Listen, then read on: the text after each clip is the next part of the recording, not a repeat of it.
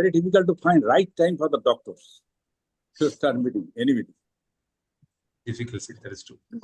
Yeah, it's too late or it's too early. And it's a Friday, it's some Sunday, not always busy, sir. always busy.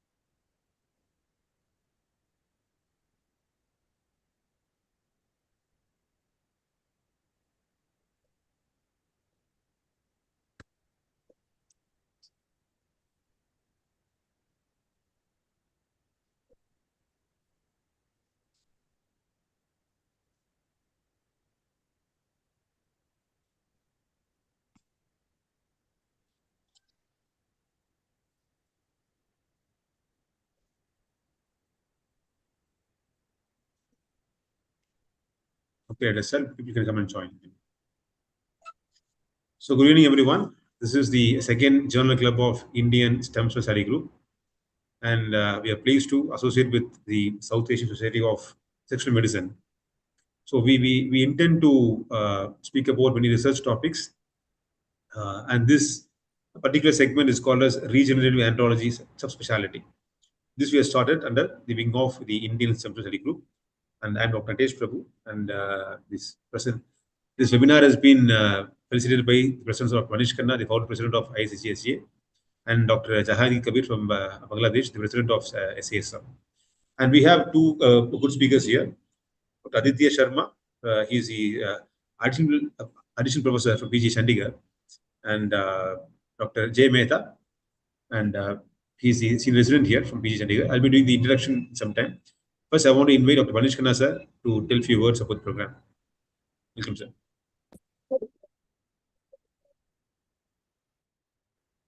So you're muted, sir.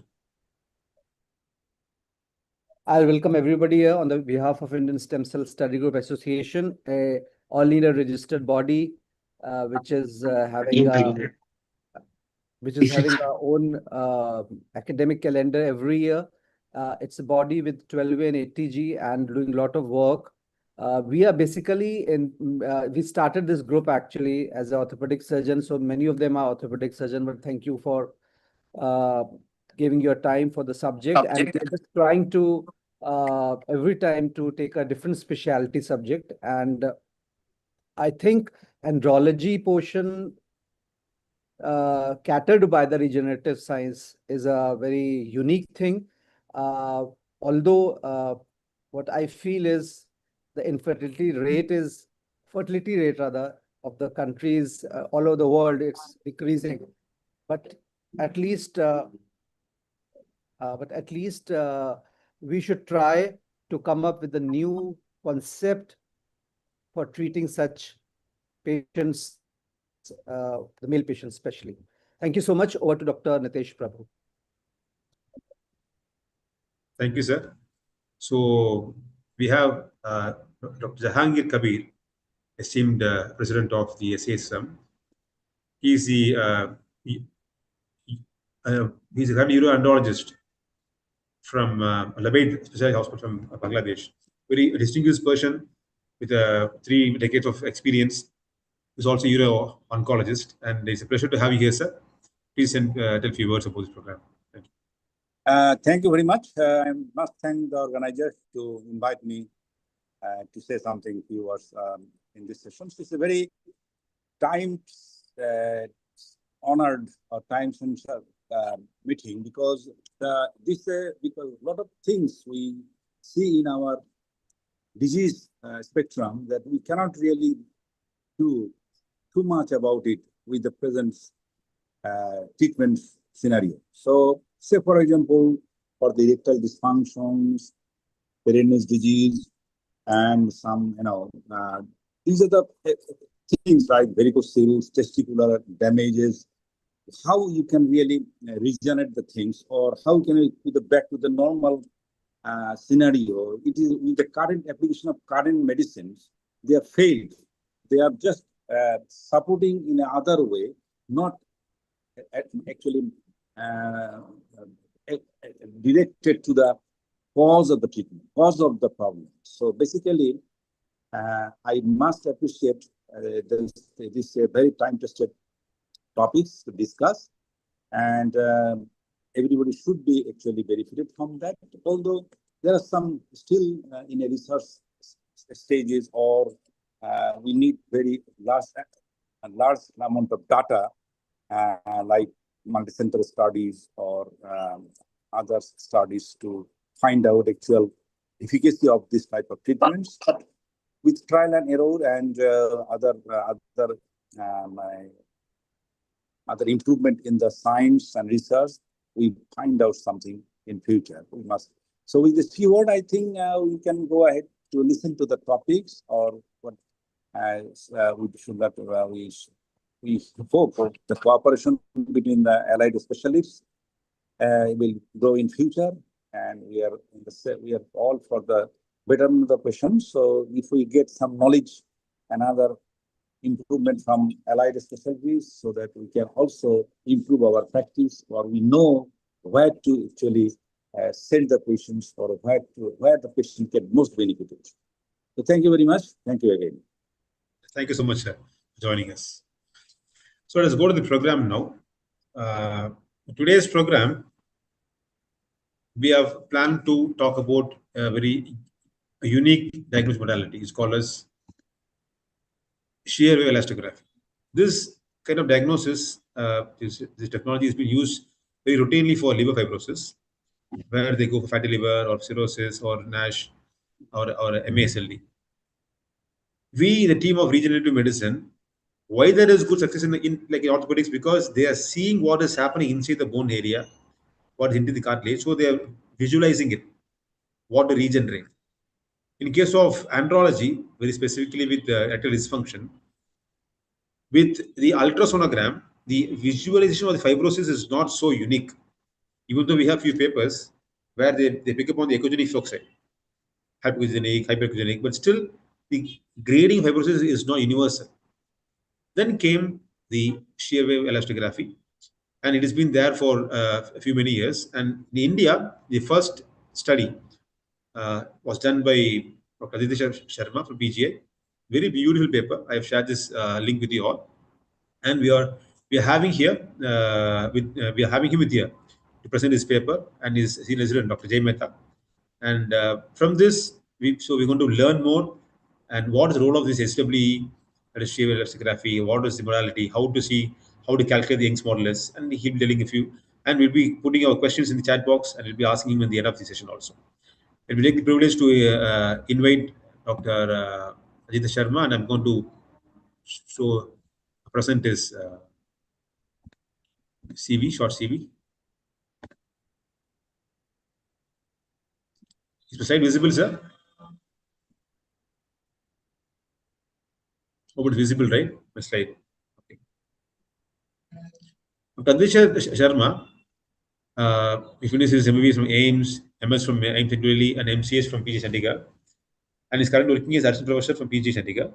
His interests are uro-oncology, minimally invasive surgery, men's health, and male infertility. He is the current council member of the USA Andrology subsection.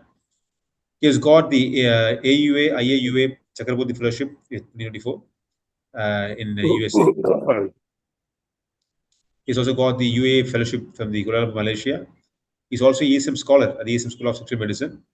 He's a current editorial committee member from the IJU, that is Indian Journal of Urology, and he is a former PU council member. He has more than 100 publications and more than 24 chapters. It's a pleasure and honor to invite Dr. Aditya Mishra and Aditya Sharma, and he will be joining for discussion. But the presentation of the article is done by Dr. Jay Mehta, the senior resident on the Department of Urology from PG Chandigarh.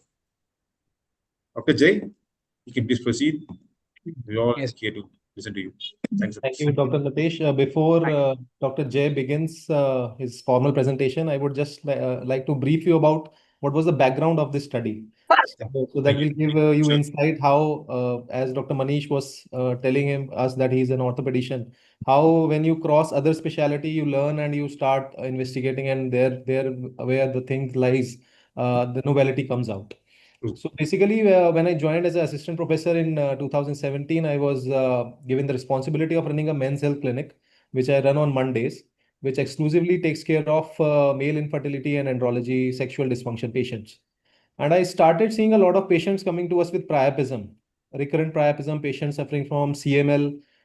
This Punjab belt is very much prone for drug abuse. So a lot of IV drug abusers who came with priapism. And all the penile implanters, I'm sure Dr. Jahangir Kabir also knows how difficult it is to implant a prosthesis in a patient who has priapism and post-priapism, especially in delayed phase. So I started exploring what all modalities we can use to define this fibrosis or stiffness. So when I started investigating or discussing, I found penile Doppler is not much useful because it's going to just show you a vasculogenic erectile dysfunction. That's it. The velocities are going to be low. So when I started looking and exploring, I found with my hepatology colleagues, they are using LSM, that is the liver stiffness measure in fibroscans. And also in breast and in thyroid, they were using it to distinguish fibroadenoma from malignancy and breast and all. So this shear wave elastography came to my mind that we should use, and has been used for testicular as well as penile by Chinese group. So this study was basically designed to establish the baseline shear wave elastography in our subpopulation and whether it can distinguish between erectile dysfunction of vasculogenic or a non-vasculogenic nature. The next step for this would be to look for exclusively for patients with priapism and establish it as a modality by giving just oral PDE5 inhibitor and looking at this shear wave elastography. But as I understand, the need for this stem cell group is basically looking as a marker, whether giving stem cell therapy in form of PRP or per se stem cell, whether we can use this modality to see whether there is improvement in terms of grading of fibrosis, or it is reversing the fibrosis per se. So let's hear Dr. J, and then we can have a discussion whether this modality serves the purpose or not. Thank you. Thank you so much. Thank you, sir. So I'll be sharing my screen. Jay, let me make you a co-host if you are able to share the screen.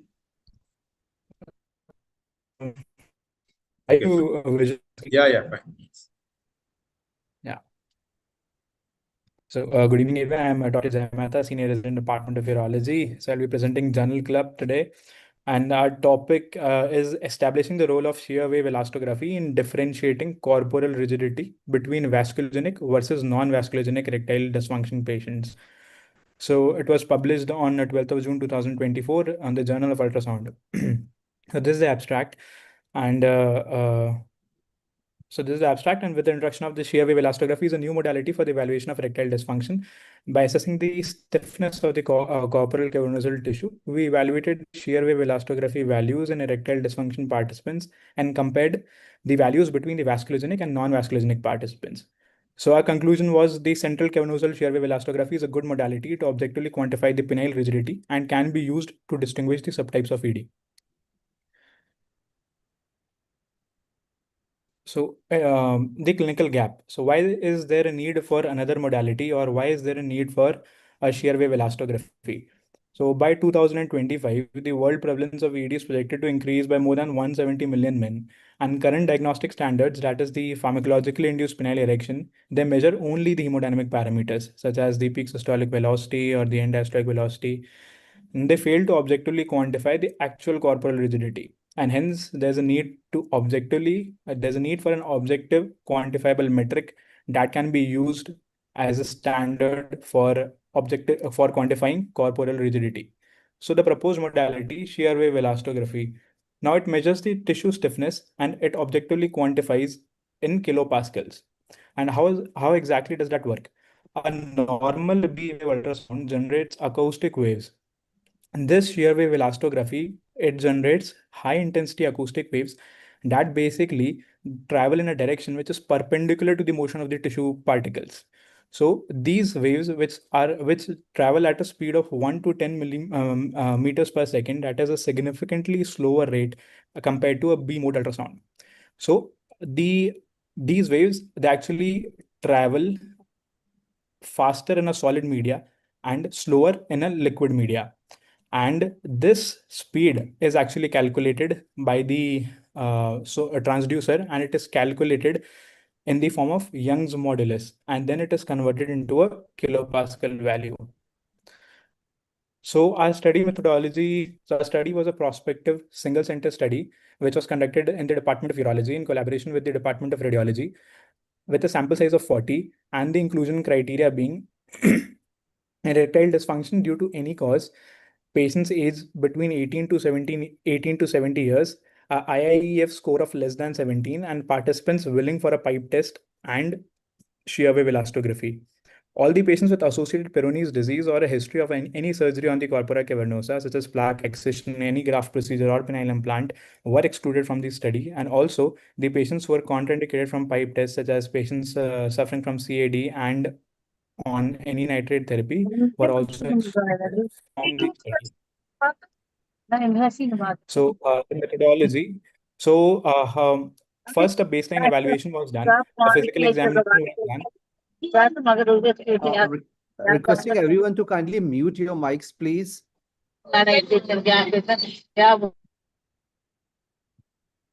Yeah, please. So yeah, continuing. A baseline evaluation was done, wherein a physical examination was done, and the penis was palpated for the presence of any plaques, and a baseline shear wave elastography was done of the penis in the flaccid state. Following which, intracavernosal injection of a papaverine was given till a maximum dose of 60 mg, and the hemodynamic parameters were measured to categorize vasculogenic versus non-vasculogenic ED using a standard 12 to 15 megahertz probe. Following which, serial SWE measurements were done at 5, 10, 15, and 20 minutes. And then patient was asked to assess the final rigidity using the EHS score, that is the erection hardness score. So on the topography of SWE measurement, where did we exactly measure the SWE? So the SWE was measured at 2 points, that is the central SWE measurement and the peripheral SWE measurement.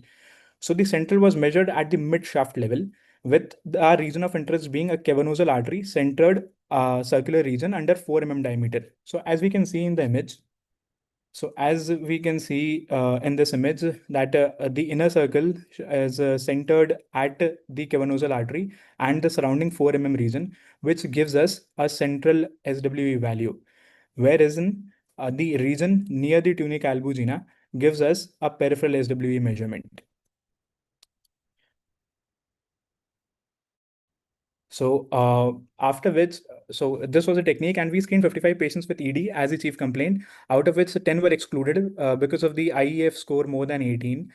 And 45 patients, out of the 45 patients, 5 were excluded, 2 with the Peyronie's disease and 3 did not give consent. So we had 40 patients who underwent finally the pipe test with the SWE measurements, out of which 18 came out to be a non-vasculogenic ED and 22 came out to be a vasculogenic ED. The statistical analysis was, the median values were used for the analysis as it was a skewed data, and SPSS version 26 was used. Normality was assessed using Shapiro-Wilk test, and the continuous variables were assessed using the Mann-Whitney U test, and the categorical variables using the chi-square test. A Spearman's correlation test was used between the central SW values and IEF score, and a p-value of less than 0.05 was considered as a statistically significant value. So our results were, so the general demographics, so median cohort age was 32.4 years, the median duration of ED being 24 months, and a median IEF score of 11. The mean age in non-vasculogenic ED group was 30 years, and vasculogenic ED group was 34 years. So what we saw was there was a universal shift in the corporal stiffness from the flaccid state to the erectile state, as can be seen in this image. So from the flaccid state to the erectile state, as the smooth muscles relax and the blood flow to the corporal sinusoids increases, the density, the tissue density per millimeter or the per volume square of the penis, it decreases and the fluid state increases. And that's why we see a drop in the SWE value. So we can see that the central SWE value dropped from 23.52 kilopascals to 6.72 kilopascals in the erectile state. and a peripheral value, it reduced from 22.45 kilopascals to 18.59 kilopascals from the flaccid state to the erectile state. But the change in the central SW value was significant. So now in the erectile state, we compare the values between the vasculogenic ED and the non-vasculogenic ED patients. So this is a image which shows the difference between the vasculogenic and the non-vasculogenic patients. So as can be seen in the erectile state, that is the post intracavernosal injection, in the vasculogenic group, since there's a vasculogenic ED and the blood flow to the penis is less as compared to the non-vasculogenic ED, the tissue density per square meter of the penis is high as compared to the non-vasculogenic ED patients. And that's why a higher SW value in the form of a higher KPA value can be seen in vasculogenic ED patients. So the value being 8.27 kilopascals in the erectile state in vasculogenic ED patients compared to a 5.5 kilopascal value in non-vasculogenic ED patients in the erectile state, which was statistically significant and had a central SW. From this, we derived a cutoff value. If we see the ROC curve, so the ROC curve identified 5.65 kilopascal as a critical value for the central SW values. So central SW values above 5.65 kilopascal, they predict vasculogenic ED with a sensitivity of 90.9% and a specificity of 61%. Although peripheral SW values also were higher in patients of vasculogenic ED, but they were not statistically significant. And also we can see a significant inverse correlation of IIF scores and EHS, that is the erection hardness score. They have an inverse correlation with the EWS values. So actually we can grade the severity of ED on the basis of the shear wave elastography values. In this image, we can see that the EHS1 patients, that is the patients who are having a severe ED, and that we can see that the shear wave elastography values are higher, that is 13.56 kilopascals. EHS2 corresponds to a 8.5 kilopascal value, EHS3 that is 5.45 kilopascals, and EHS4 5.32 kilopascals. Hence, an inverse correlation exists between the EHS scores and the SWE scores, consistent with the high grade of ED. So this is the table showing the same. And this is the this is the correlation curve showing IEA comparing the International Index of Erectile Function 5 scores at baseline with the SWE central values. And we can see that as the IEF scores, they worsen, the KPA value or the SWE central value, it increases, consistent with the inverse correlation between both of them. So discussion. The physiology of shear waves, as already mentioned, that the shear waves travel rapidly through a dense, stiff tissue and they travel slower through fluids, including blood, and hence generating a lower KPA value. Erection replaces stiff tissue with the blood, and in vasculogenic ED, there is more tissue and less blood per volume of the penis, and thereby a higher KPA value compared to a non-vasculogenic ED patient. So this slide again demonstrates the same in a simpler way, that in the flaccid state, there's a high density of muscle, corporal tissue, and in the erectile state, the smooth muscle relaxes and the cavernosal sinusoids are filled with the blood, thereby decreasing the tissue density and hence the KPA values. So the fluid overshadows the muscle. And the SW values in the erectile state are primarily derived from the blood pooling in the cavernosal sinusoid. So the global context and the baseline. So how our study was in accordance with the global studies which were done earlier. So the SW values, they decrease from the flaccid state to the erect state, which is supported by the other literature as well. The prior studies being done by Q et al. In 2018 and Zhou et al. In 2021, they had lower KPA values in the erectile state for both the etiology groups, that is the vasculogenic ED and non-vasculogenic ED patients consistent lastly. Now the divergence baseline values between Indian cohort then that were seen in the Chinese groups that were mentioned in these two studies.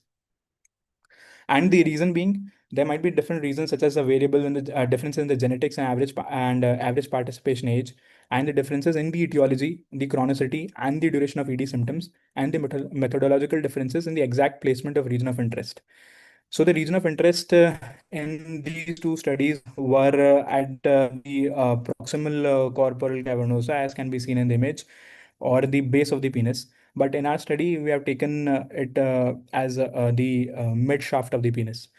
And few studies have also the and previously published literature. Few studies have taken have measured the values at the base, at the mid shaft, and the distal penis, and took average of all three.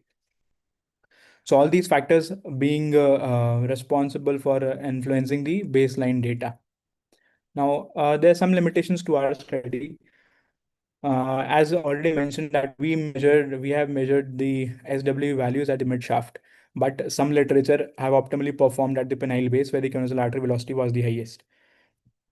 Now, cohort composition limitations were also there, that our study lacked a healthy physiological non-ED cohort for baseline physiological comparison, and a lack of external validation, since it being a single center study. Now the clinical conclusion and the future application being, so our primary conclusion was that the central shear wave elastography value is a highly sensitive modality for objectively quantifying penile rigidity. An erectile state threshold value we have established by this study being 5.65 kilopascal, that successfully distinguishes vasculogenic from non-vasculogenic ED with a sensitivity of 91% and a specificity of 61%. And it translates subjective scores, that is the IIEF score and the EHS score, into a more objectively mathematically derived score, that is using the Young's modulus and the kilopascal values. Now, the future surgical utility, as already mentioned, would be in case of post-priapism or in case of Peyronie's disease, where we can map the corporal fibrosis, and then maybe we can plan our surgery or the penile process placement or the penile excision according to that, and being more informed before the surgery and then going into the procedure, and maybe it can lead to a future path of regenerative medicine that could help actually, such as a PRP therapy, that could help in regeneration of these tissues, the local injection or the local therapy specifically in these areas. So our study has already been published. That was in 2023. That's from China, and that was on role of shear wave elastography in the diagnosis of Peyronie's disease. Although the study was only on the diagnosis of Peyronie's disease and did not mention about the feasibility or the feasibility of the SWE in the surgery per se or in the intervention per se. But this would be the future lead, and yes, so this with this I conclude my journal club, and I thank you all, everyone, for listening. And yes, I hand over to you, Dr. Nitish. Thank you, Dr. J. It's a busy schedule. I heard from Dr. Aditya, like back-to-back sessions in your department. You took time to present. You gave wonderful slides. So I will wait for Aditya to add something, and I'll proceed with my Q&A. Thank you so much, Dr. Natesh and Dr. Jay, for that wonderful presentation on our article. I just want to highlight few points which actually came during the designing of the study and conducting of the study. So one must understand the limitation of shear wave elastography and its establishment in any of the studies is basically you need a special software to be inbuilt with your ultrasound machine. One is that. Second, it's a time consuming procedure. So what we did, we combined it with the pipe testing itself, the pharmacologically induced penile erection. And it was good on part of our uro radiologist that he gave us time. So you need to have this special machine which and a special software which is expensive as compared to your conventional simple B mode ultrasonography. One is that.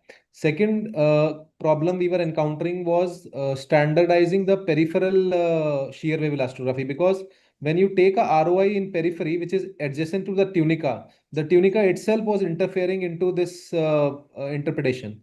So if you see the peripheral values, that they are much higher as compared to the central cavernosal value, where there is a softer tissue as compared to a periphery. So similar to other studies, we found that peripheral shear wave elastography is not that could be standardized much. So it's center velocities which will be much more helpful. And coming to the third part of regenerative therapies such as PRP and stem cell, if we are going to use, as he has shown that EHS grading correlates very well with shear wave elastography. And by simply going for the velocities, you are not able to understand whether your PRP is working on the fibrosis or not, or your stem cell is working on the fibrosis or not. So I think that for regenerative therapies, this is going to be a boon for us as a uroandrologist or a penile prosthesis surgeons. What we are looking for is basically to characterize the degree of fibrosis which is there, so that we can have differential instrumentation or differential dissection in various places so that our processes can be optimized. Thank you so much. Dr. Natesh, over to you. Excellent, because you just said one thing, because to end with, what you see is you'll be having a pre-planned how to further take out the tissues to put the implant. When we explore, we are seeing how to salvage the tissues. When Correct. I read the articles on the shear wave. So what I understood was, understand, this is my basic understanding. If for any designing a clinical trial, this is not for therapy. For designing any clinical trial with regenerative medicine, either PRP or penalizate or stem therapy or even shockwave therapy, which patients to include or not to include. So I understand that any KPA values less than 13, we had to exclude, and any KPA value more than 42, we had to include. Sorry, we had to exclude. So between 13 to 42, I found that this is the most feasible thing to include any trial. What is your say on that? Yeah, I agree to that. But before we embark upon that, I think we should have a few multicentric study all across the baseline because the values differ a lot. Especially if you do even for a like at the base of the penis where the corpora are diverging beneath the bones, there the velocities are found to be or shear wave elastography values are found to be better as compared to a mid shaft value. So progressively the velocity is also decreasing and the shear wave shear wave elastography values are also increasing in the mid shaft. So best would be to 2 or 3 places as the Chinese study was and take an average of it. This will also give you a differential rigidity across the shaft. So I think that should be the way to go. Few more studies, as Sir has said, mentioned earlier, a multicentric trial could be the way to go. But for now, of course, as you have mentioned, the cutoff values can be used and regenerative therapies given, and this can be monitored. And it is not, is it a must to see three to take the average, or few articles say that a central part of the shaft can be used for measuring the KPA? You can use the central part of the shaft for because see for you as a regenerative therapy, if you are doing, it's going to work all across the corporal Yeah, shaft. exactly. So a single value would also suffice. For us as penile surgeons, what we encounter in priapism is a differential stiffness. So distal part is very much fibrosed as compared to the proximal part. So for that, us, I think at 3 places you need to do, but for regenerative therapies, mid shaft would be good enough. Makes sense. And in the article, I mean, in his presentation, I saw that if it is erection also, there is a high KPA. So how will it differ from the fibrosis? Erection KPA was high, flaccid is low. Dr. J was presenting. So when you do a pipe test, how will you differentiate between a erect KPA high value and a flaccid KPA high value? Hope we got the question right. Uh, Actually, sir, in the flaccid state, so the KP values would be high, but in the erect state, they would reduce. So But that was yeah, between but the your vasculogenic picture and showed that non-vasculogenic patient. your Uh, picture showed that in the erect state is around 13.4. The flaccid it is less than 2. Yeah, yes, sir. So actually, even if there was it was a comparison in the erect state between vasculogenic and non-vasculogenic patients. So even in the Okay. erect state, if you compare vasculogenic and non-vasculogenic, the per se density, tissue density would be more in non-vasculogenic patients as compared to vasculogenic, because in vasculogenic ED patients there will be a less blood flow to the penis as compared to a non-vasculogenic patient, thereby meaning less blood and more of tissue, thereby generating a higher KPA value in vasculogenic ED as compared to a non-vasculogenic ED patient. That means you are picking up before even fibrosis. Yes, sir. So before fibrosis, we are picking. So this was the study, sir, we did to basically differentiate between vasculogenic and non-vasculogenic patients, and also to give a threshold value that can differentiate between the two entities. And also, So see, when you say non-aspergenic, what do you mention by that? Whether So I'll it is explain that. yeah. Basically, vasculogenic and vasculogenic, we decided based on the velocities of the pipe test, pharmacological induced penile erection. So if your velocity, peak systolic velocity is less than 25, and your EDV is, of course, less than 5, you are classified as arteriogenic ED. So this is basically criteria for a vasculogenic ED, and all other in which the velocities are more than that, we categorized it as a non-vasculogenic ED. So these were the two groups which we saw. And we found that in vasculogenic ED, their fibrosis has already started to set in. So the velocities or the shear wave elastography values are higher. And as you were talking about the baseline values in our setup was more than 20 in both the groups. So they were never less than what we found in the erect state. I think what he was mentioning was between the vasculogenic versus the non-vasculogenic state. So you mean to say we have to combine both and come to a conclusion? So yeah, so for at this point of time, at this conjecture, we have only standardized pipe testing for determine whether it's a vasculogenic ED or non-vasculogenic ED. So for us, we found that if you have a cutoff value of 5.65, that value can very well distinguish between a vasculogenic and a non-vasculogenic ED. And So what's the inference with that? With this? So is this inference is basically if you have vasculogenic ED, there's going to be more stiffness because already like patients in diabetics or patients who have any other disease which is predisposing them to fibrosis, for example, CML, recurrent priapism, these patients are going to have stiffness much more as compared to a patient who have a non-vasculogenic, let's say a neurogenic ED. So this is the premise. And the next step for me is basically to standardize with the office-based sildenafil test. So you give a Viagra or a tadalafil, and then you look at these shear wave values. If we can standardize, then we can have a non-invasive kind of testing rather than going for an invasive pipe testing. What I'm seeing, because actually Dr. Anil Bansali was there. He was doing some stem therapy for diabetes. Right. Some combined project can be done where we can take those diabetes patients, assess SWE, and give some bone marrow cells. Because only at this stage, only PGA can do this test because stem therapy is very, very much restricted nowadays. Yes. So from your side, if you're going to give a protocol where every centers can follow at least for trial as of Agreed. now, it'll be Agreed. beneficial for us. Else, Definitely. it's all vague thing. To whom to select PRP, we say only PSVR, but it is all only not much. It is even, that it is not Correct, giving a good exactly. feeling. So as of now, for me, PRP and shock epilepsy are like kind of a placebo kind of thing. If Yeah. you put it out in open, so definitely these needs to be standardized. I'm sure that they work in a few patients or in subset of patients which they are required. So we need to identify those patients in which these therapies are going to work. Two things: it can save the cost for the patient, and second, it can even save time for implant. Exactly. Why should we do a PRP or shock therapy when the patient is deemed for implant? Exactly. And even if he requires implants, and if I'm going to go in a less fibrotic state before giving them some form of therapy, this is also going to work very well. Yeah, this is what I want to ask, because what is if you're finding so fibrotic and you can navigate the implant by giving a pre-implant PRP will reduce fibrosis and you can implant very easily also. Yeah, possibly if it works, definitely. Even for post prostatectomy also. These are all Yes, our thoughts. exactly. 100%. No doubt about it. And how do you see this is going to get? Because I spoke to a radiologist here. He said there are no takers as of now. Yes. So that's why I mentioned the first thing. You need a good software and a radiologist who has time. So it's He is very doing that. He is doing it difficult. for liver. Yes. He is thinking whether to buy because liver is a deep SWE. So he Yes. need to buy a superficial probe. He's saying, how can I invest in superficial probe now?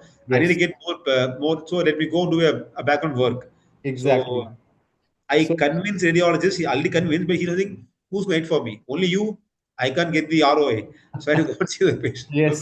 So That is so for getting this ROI, you need to give him ROI. there. Exactly. That is what. We So have some so there are some I questions. think it's also in infancy, I must say, at this point of time. But it's a modality worth looking into. I should say that and especially for regenerative therapies and for patients of priapism in which we are going to put prosthesis. This is going to be a good therapy, good modality as a diagnostic. Some radiologists say that we can give a pressure with the US probe. Yeah. We can see the refraction. I mean, how do you see that without using the software?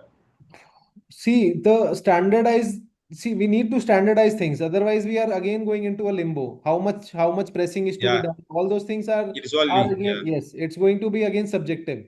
When we have an objective modality which can actually tells you how much fibrosis is there, I think that is the way it should go in a more scientific way rather than again going in a subjective way. Do you still want to use US based? Because so let me show you a picture now. This is the ultrasound. This I saved from my Spain fellowship. You can see this picture, right? Yeah, we got it. Yeah. So let me zoom it for you. The radiologist over there, he measured intersinusoidal thickness. Right. By measuring it, he is giving a fibrosis report. See this report? Grade fibrosis. Can this be come in the SWE, or will SWE be superior to this diagnosis? How do you see that? It's very difficult to say it in a flaccid state.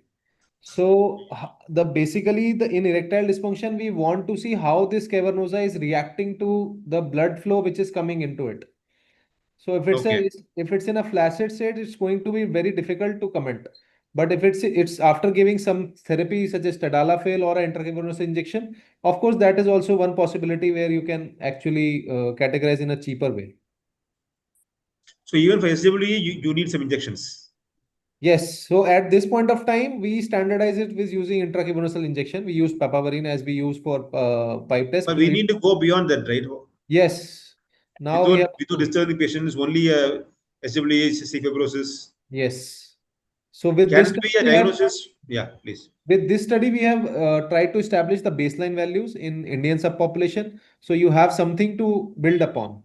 And we have also looked at patients who are vasculogenic versus non-vasculogenic and to our surprise, or what you say, that's what we thought, and we found the same, that in vasculogenic ED there is some sort of fibrosis which is much more as compared to a non-vasculogenic. So once the vascular supply is decreasing, the corpora is getting initial fibrosis. So you have the shear wave values which are higher as compared to patients of non-vasculogenic ED.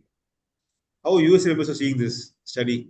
You would have shared with them how your andrology subsection is going to appreciate this to incorporate their guidelines or whatever that. So I have presented at a couple of conferences. In one of the andrology conferences, this paper got second prize, and it was well appreciated. So we every time we So are. will they go back to the radiologist and say that I need that? That is a question. Yeah, exactly. You can. No, they have to do that. I mean, if Yes, urologists prescribe that. Yes. So, but we have to establish it more, I think. And as you have suggested, we will take up regenerative therapies and look at these more and come up with the. I think it's a very good idea to see after PRP and all those things, and establish it much more. So I'm inviting some people to ask questions. There's one more question in the chat. Sorry.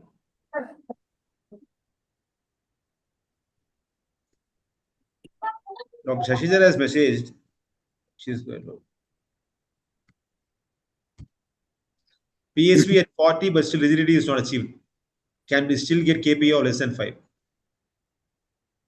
So answering to Dr. Shashidhar, yes. So if the PSV at 40, but the rigidity is still not achieved, so that indicates a non-vasculogenic ED if the PSV is 40. So yes, as already mentioned in our study, we had the average or the median KPA value in non-vasculogenic ED patients of central SW values being 5. So yes, definitely it can. So no, this can be the case in non-vasculogenic ED patients. So the answer to this question is yes, it can be achieved. Even for vasculogenic, you need to look for the venogenic ED also. I would like to EDV ask velocities are high. That question. means you have a venogenic runoff. No, So in those now we situations, always you can have similar KPA values. Okay. I have a basic query here. Okay. When we do a penile Doppler, we're just worried about the velocities. Okay. We are here where we should understand that the blood flow is always there in the penis. We're not worried about the blood flow. We're worried about how the blood flow dynamics behave in giving an erections. Exactly. Okay. And we all know that to achieve a great fertility, it should be equivalent to 80% of systolic values. And at 40, I'm not sure because we get that grade 4 rigidity. And we believe that minimum of 60, 70, 80 PSV, we get grade 4 rigidity. I've never seen any cases with 40 getting grade 4 rigidity.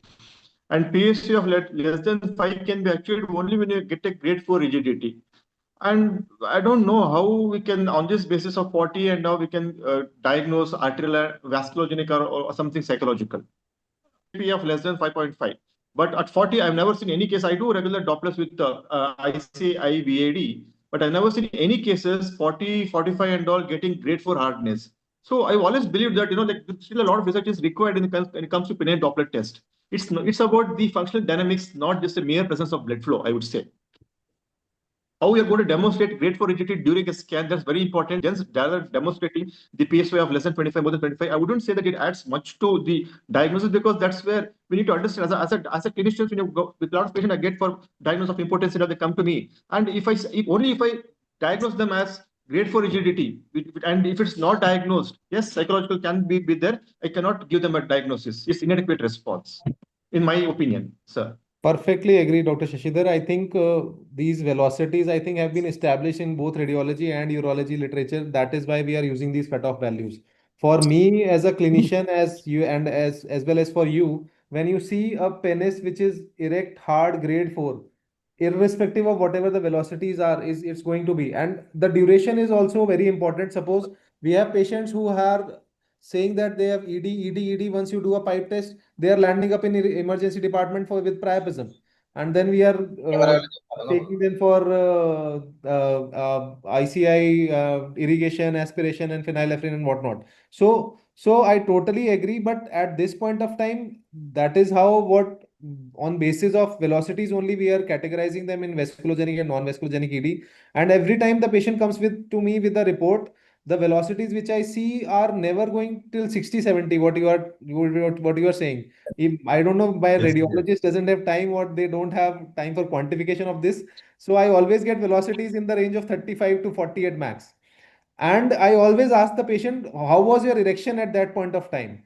If I get an answer that my erection was extremely hard, I was happy with it, this gives me a answer that it's likely to be a psychogenic and a non-vasculogenic ED. I resort to either oral therapy or ICI VAD. That's what my go-to practice is. But I totally Yes, agree. I agree. I agree with you. Basically, it's all about, other than diagnosis, we should look at the arterial waveforms. Like absence of presence of reversal, absence of Correct, like correct. flow. All these Correct. things probably clinical diagnosis. Correct. I agree. But that is what is happening. I think in a lot of private practitioners also, private radiologists also, they are not very repeatedly doing these Dopplers. And in our practice also, the senior resident, if they are doing it, it becomes very difficult because one pipe test they are doing now and then maybe probably 6 months, 3 months, 4 months down the line. So that is also one big drawback of this modality per se, that it is being done at a lot of gap, and then that is why the standardization is not happening. So for us at PGI, we actually caught hold of our uroradiologist, and that is why he was dedicated to it, and we were able to get these study done, and we try to get him whenever we are in doubt. And it's also at times, sometimes we don't get response with papaverine. If you are using a prostaglandin, you get a response better as compared to a papaverine. So there is a lot of parameters which are there, and a lot of determinants which are going to determine how good your study is and how your velocities are coming up. I want to Yeah, I add one perfectly thing here. agree with you. Yes, sir. So I want to add one thing here. As penis is a dynamic organ, no? Because when you see the whole articles, those Western urologists, they will do the penile Doppler by themselves. But things are because they want to go for arterial reconstruction surgeries. It is a Dukin echo. You see the active thing. So I think things have to come back. Urologist has to take this forward when they see the dynamic things going on. at least a screening thing in the OPD. And we have to go beyond by giving sildenafil, and because that is what is more time consuming. Because nobody's going to wait for some time, half an hour, 1 hour. So once the patient comes to the OPD, the urologist can use his SWE without a stimulant and see what is happening inside and take a decision whether to put them on any other medications or opt them for PRP. I'm thinking about the future. So this, what I thought it could be a potential biomarker from the OPD, so we can precisely select whether the patient is on implant or not. Because unscrupulous implants, you are getting him off a nice direction. Exactly, that is true. But I think Dr. Shashidhar can answer this question whether he is taking up for shear wave elastography. What is the deterrent for him to take it up? I am pushing for the past 6 months. Actually, He is still thinking. I'm pushing for the past 6 months. no, actually, the thing is, we do. I do. I think I'm audible. Yes, but a little bit. Audible, sir. Still, Yeah, voice is yeah. breaking. I've been we've been doing regular, Doppler test. I see, or at least minimum. So it's definitely like I have to yet to meet personally with Natesh, to get into the nuances, because as a andrologist, I have limited knowledge in this shear velocity. So I need to take some time. So probably get some kind of, I have a machine, a good machine, probably with a G7 expert, which Right. is good for basic. I do fertility scans, Okay. but yes, definitely I need to improve my certain basic skills in shear velocity, and it's easy. I think once you know the Exactly. what you call the manipulations in the machine, I think you can do it. And I think I should, as you told me that definitely it's multicentric study, and I'm willing to take it. We should work together and probably come with some robust data as to how we can probably make difference to the diagnosis, sir. Definitely, Dr. Shashi. Thank you. Because one of the I've seen, he does his own Doppler and very high volume center. Only thing is he is not getting time to put himself into shear elastography. So I'm pursuing it for 6 months. The moment I saw a paper, I shared with him. See this Indian paper. Please do that, because previously I shared foreign papers. He was telling where is Indian value. The moment I say, again being busy, like somebody has to push him, because the results, the report which he gives is very beautiful. right. It's very descriptive for patients to see Okay. or to assess. So when I went to MGH in Boston, Dr. Ajay Nehra was there, and he used to have a sonologist dedicated, just a ultrasonologist, and she used to do all her scans in the office itself. Okay. So he used to inject Xiaflex also for Peyronie's patients, and he used to do it under ultrasound guidance. So that is also one good practice. I think if you have a That is sonologist, there. that is also a nice way to go ahead of it. Even I went to Spain, the same practice was there, because here we're sending patients for OT and outside the department. There, everything is inside. So Inside, right. patients see and come back very immediately. So they come to diagnose very fast. That is that. I think we have come to 9 o'clock. And any other question in the audience, else we can close the session. Dr. Aditya, Dr. Jay. Hello. Hello, Can you hear Karshan. me? Welcome. Yeah. He's president Yeah. of his ICC Corporation. Welcome. One my very basic question. Can SWE help us to identify which patients are most likely to benefit from the regenerative medicine like PRP, stem cell, versus those who have need the vascular intervention?